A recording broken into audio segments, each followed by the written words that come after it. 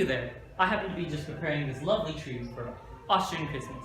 But you might be wondering, what exactly is Austrian Christmas?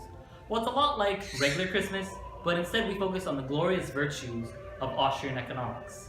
And I should know about those virtues. I helped found it.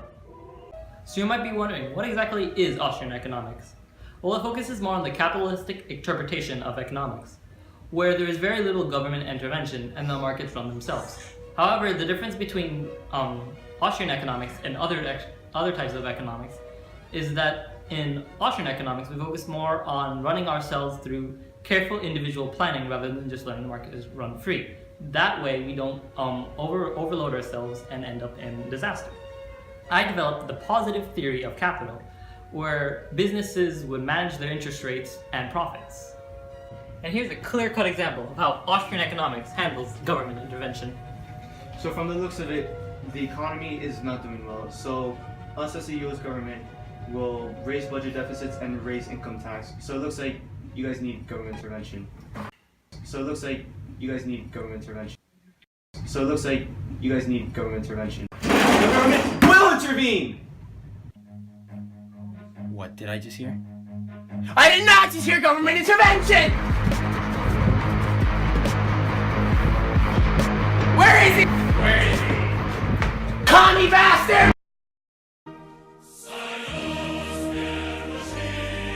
Oh shit.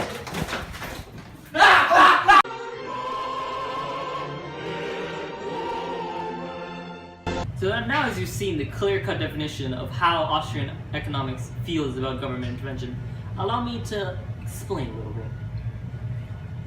Besides facilitating trade and proving the currency of the country is valid, the government should have no real actual power in the economy.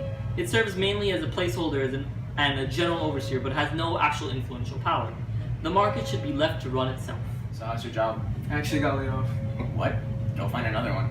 I'm holding out for a better one. That's stupid, dude. You can't just be unemployed while you're waiting for a job to come to you.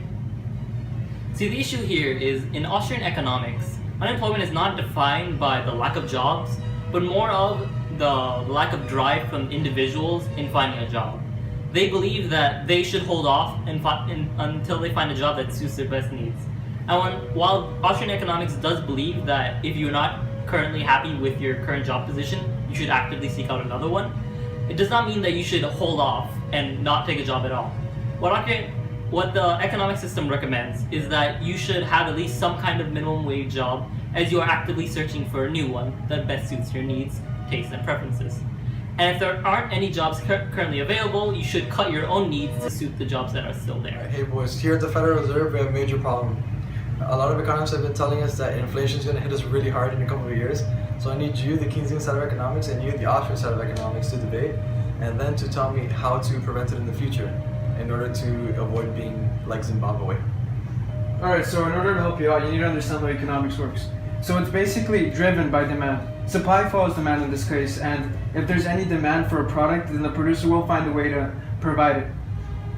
But the other side of this argument is that demand follows supply. So when someone produces a certain product, there's always going to be a demand or quantity demanded for people to actually buy this product.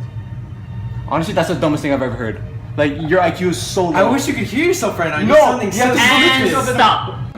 So while both sides do have their merits, Austrian economics focuses more on what's known as Say's law, in which when someone produces something, they gain a little bit of money from that, and using that money, they then demand a different object, and that further moves on the economic cycle, and this prevents inflation from reaching a certain rate.